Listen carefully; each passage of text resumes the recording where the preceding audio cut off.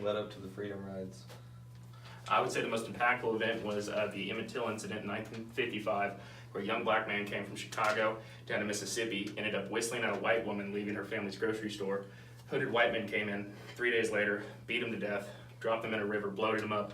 His mother decided to do an open casket, and that picture was plastered among all national magazines and really started to talk for race relations.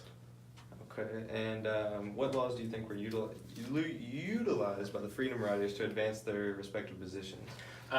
Morgan v. Virginia, which led to the ruling that Virginia state law enforcing segregation was unconstitutional, applying to interstate passengers. Law that you think deterred a speedy resolution of the Freedom Rides? I think a law that deterred the Freedom Riders during their journey was the one that allowed black riders to be arrested just for participating and for inciting a riot. All right. So, how did the Freedom Rides of 1961 impact your life, even though they were in a completely different state? I was mad, and I wanted to. Actually, in '61, I was starting to become militant. So I really wanted badly to go join, but it's too far away. So I thought, okay, but I'm gonna come something from the city. I'm jumping all over this and everything. But it did. It's because it was impactful. It was scary too, because so many people were dying. Black, whites, yellow. There was just so many people dying. And I was thinking, why? What's the point? I couldn't understand it. I was really young. I was, what, 13? Man, different times. Different times. Yeah, 12, 13. Yeah, yes, it was. And you knew there wasn't really much you could do. Most of my folks were nervous and scared. Don't want to upset the white people. just, we're just gonna be all right. God's gonna take care of us. There you go. That kind of leads into my next question. That is, what are your memories of the news coverage of the Freedom Rides? What do you remember seeing on the news? Wow. People in buses, young folks in buses, college students in buses, going arm in arm, hand in hand, black and white. That was, because it was all black and white TV anyway, it was kind of, you see them riding these freedom buses down south trying to get some folks registered to vote. And you can almost see the fear, the scare, but also the determination in their faces. Like, I might not make it out of this alive. But it's something I've got to do. Got to do it? Yeah. Got to be a part of it? Yeah, that was, yeah. Mostly the folks on the bus. I'm telling you, honestly, I so wanted to. Come a little closer. Get closer. Okay. And my next question, how did any of the Jim Crow laws impact your life growing up here in Oklahoma, even though you weren't even in what is considered the deep South? And really, I didn't, and I only thought Jim Crow was down south. I had no idea until really I got a little older that it was here also. There were certain things we just knew. We just knew.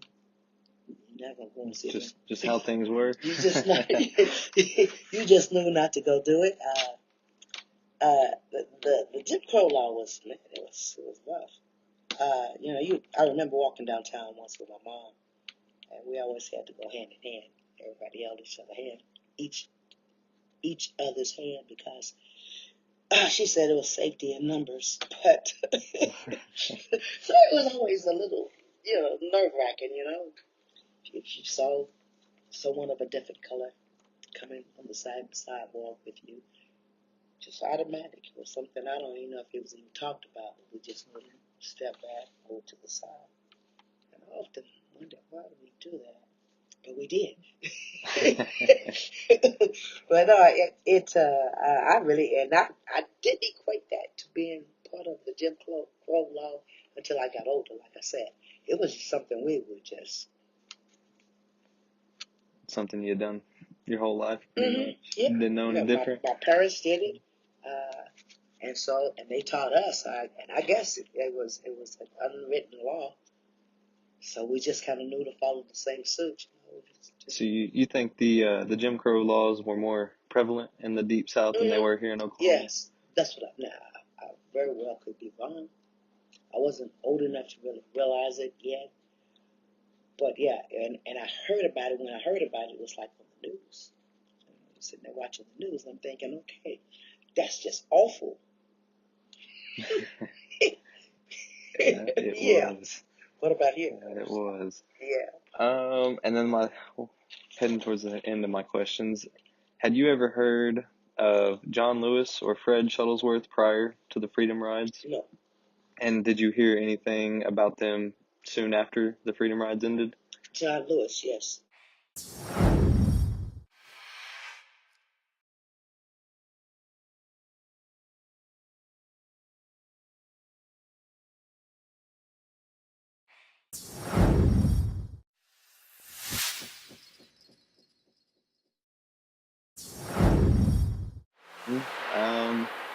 Can you think of a time that you ever stood up for yourself or ever acted on civil rights in your lifetime? Ever had to stand up for yourself?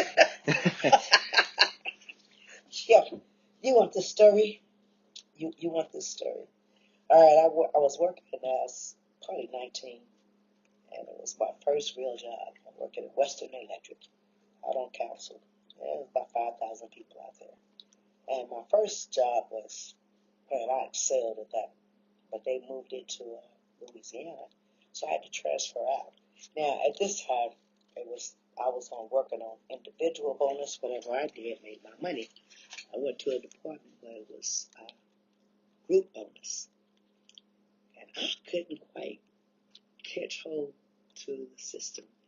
And so the bonuses were given according to your weakest link, and I was that weak link. They wanted me out. It was an all Caucasian department except for me.